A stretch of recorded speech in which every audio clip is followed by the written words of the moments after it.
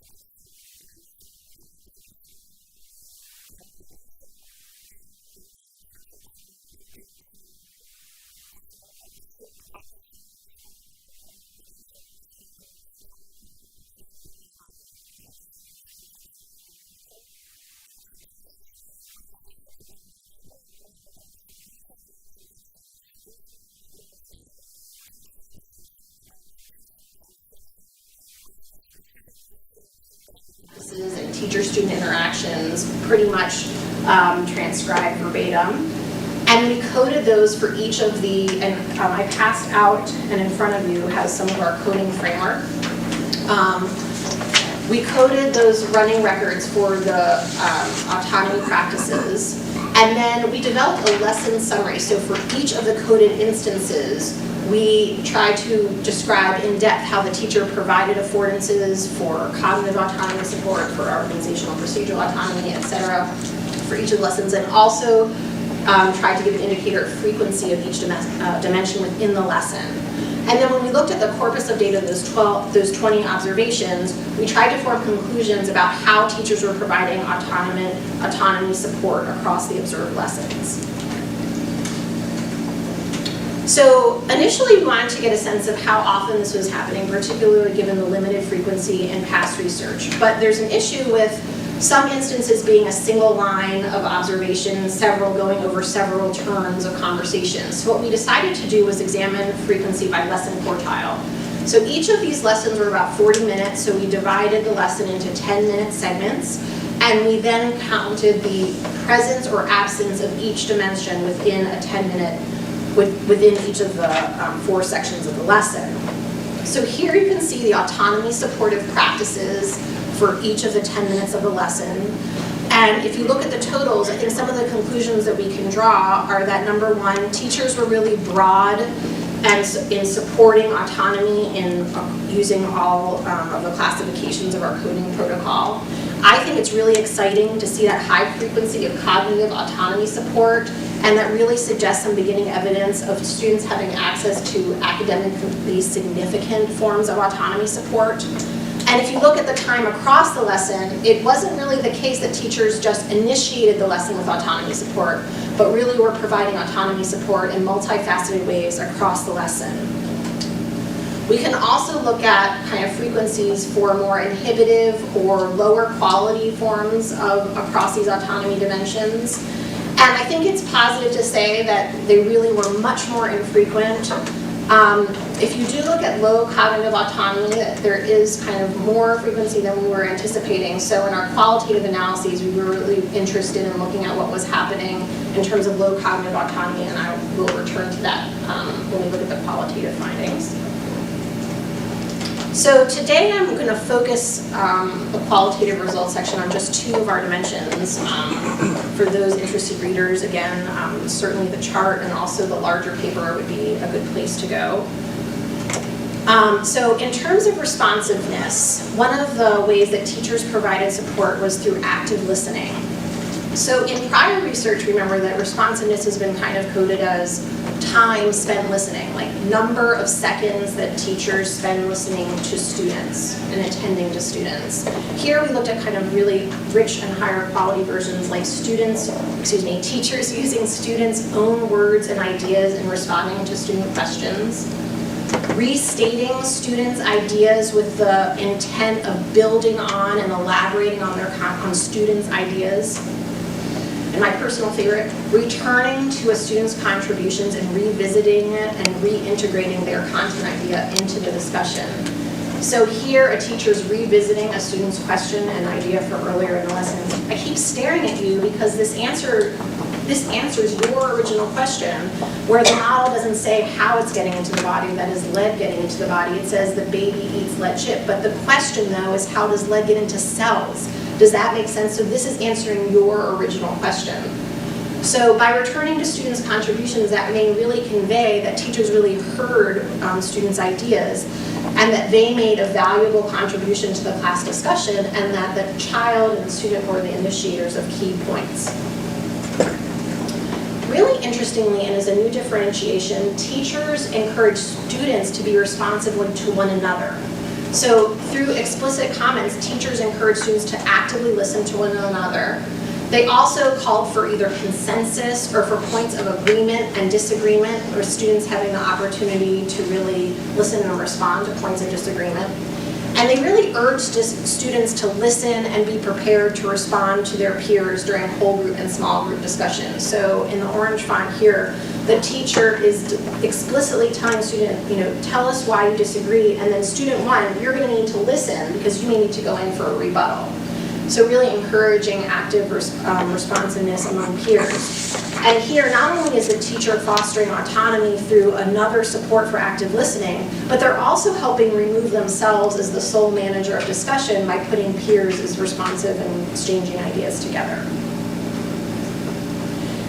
We can also look at some of the cognitive autonomy supportive practice. Again, we're looking at a focus on teachers supporting students as the initiators and owners of ideas. And a lot of the curriculum tasks themselves provided opportunities for students to develop ideas, as I mentioned, through explanatory models. Here we're focusing on how teachers use practices in accompaniment with the curriculum tasks. So teachers explicitly recognize and talk with students about opportunities to develop their ideas when they created their models and revised their models. They had explicit discussion with students about the revision process itself and how it provided an opportunity for students to deepen their own ideas with the inclusion of evidence and reasons. And they talked about students as having ownership over their models and that it was their responsibility to improve and deepen the explanatory power of their models. So here's an example at the initial lesson where they're starting their models. The teacher says, so we're going to start, as we start any scientific endeavor, by doing an initial model. Now, do you have a lot of evidence at this point? No. So this is the part of science that's a little bit creative. You can kind of think of ideas that you like and that you think based on what you know and share those ideas. And then as we go along and we get more evidence, you're going to have to kind of move much more close to fact and refine your model based on the evidence. We can also look at cognitive autonomy support provided through eliciting students' thinking. So teachers use their questioning and really evoked students' thinking at the start and when students were developing their initial models by really using questions to follow up students' contributions by asking for clarification and further elaboration. They also framed their questions in ways that conveyed to students they really wanted to hear their ideas and clarify ideas as the starting point of conversation, rather than the teacher's ideas as some kind of predetermined or accurate response as the starting place of conversation. And then teachers use follow-up questions that really ask students to justify and explain their ideas based on the evidence and their current understandings. So in this excerpt, students are aligning themselves and have selected a model that they believe is the closest way for explaining how lead gets into cells. And the teacher says, can you guys explain why? And the student says it shows how lead gets into cells. But the image that they're looking at actually has like little people holding hammers and banging on the edge of the cell. And so the teacher's kind of like, you need to explain the representation here of little people attacking the cells. And you haven't actually offered any evidence to support your view when you explain that. So really pushing to elaborate students' thinking about that model.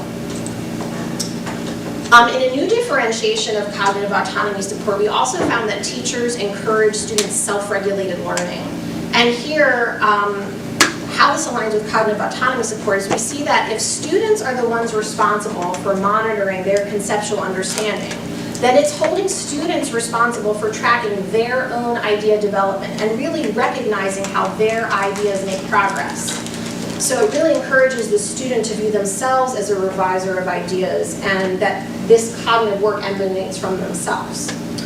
And how teachers did this, well, so first of all, the units themselves had criteria and standards for which students used to plan and develop their initial models and then monitor the development and evaluation of their models and arguments. In an awesome instantiation of this, teachers involved students in developing criteria themselves, having looked at high and lower quality models. The students generated and brainstormed some ways that good explanatory models were really sound, and then the teacher used the brainstorm list from the students to develop a checklist that the students then used to evaluate their own models. And then beyond that, teachers really conveyed that students and their peers were the ones who, by using criteria, had a shared responsibility for maintaining and enacting the disciplinary norms, evidence through the criteria, and that students were evaluating and contributing to their own and their peer models. returning to that point about low cognitive autonomy, we kind of saw two main patterns. So in one case, in some cases, teachers would cut short discussion involving idea development, and in doing that, kind of really heavily guided and used closed questions and ultimately provide the answers themselves. So this conversation excerpt actually starts off in a really positive way that seems to be cognitive autonomy supportive. So the teacher says, let's make a full list of similarities and differences between snails and octopus. Who has ideas? But then as the conversation gets started, the way of providing feedback and using questioning ultimately leads to the teacher providing the response.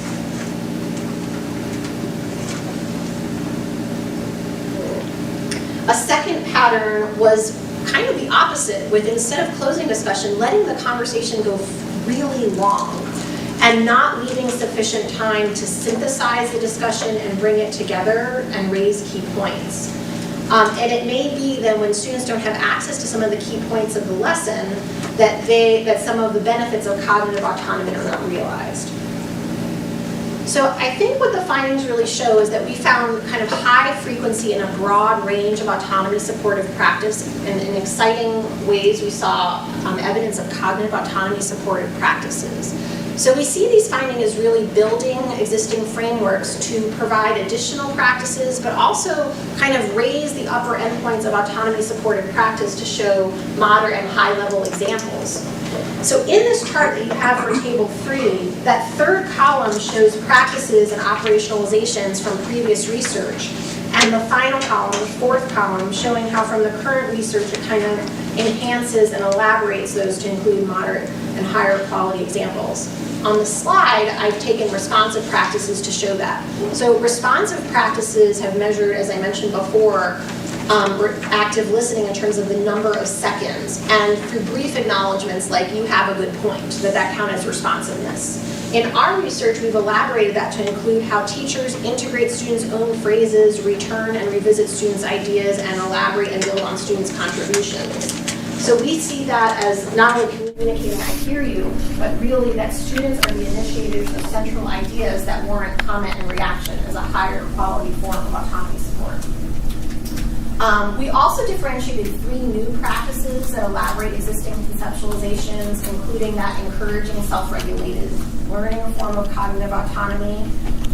In prior research, they've talked about kind of teachers as creating the time and space for students to work their own way, and here we have kind of teachers directly supporting and encouraging students' regulation of their developing ideas. And I think in an exciting extension, really looking to peers for peer responsiveness and accountability. So not just seeing the teacher as kind of controlling and manager of the discussion, but moving that responsibility to peers as having authority. I think that it's important that we interpret these results and the observed high quality enactment because of the reform-oriented science curricular context, really contextualizing it in that context. On the one hand, teachers may have been able to afford these higher quality practices because through the curriculum's elaboration and available tasks and professional development, teachers may have enhanced their own understanding of what the range and quality of means for motivating students are. And in addition, teachers were able to really highlight and make explicit to students and discuss in their lessons the autonomy-relevant features of the curriculum. And then in relation to why we might have seen low cognitive autonomy and some of the tensions that revealed, we saw that teachers sometimes stop short conversation. And it may be that's a real tension when teachers are also trying to prioritize content representation of key ideas, ensuring that key ideas are raised in line with standards, and just recognizing that idea development really is time intensive.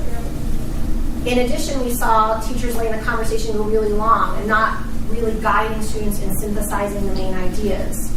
That may kind of show that teachers may be misunderstanding inquiry and student-centered instruction as being one that just requires minimal guidance. But in fact, research really suggests that for inquiry to be most successful for learning, that teachers really need to provide significant guidance. Great, thank you so much.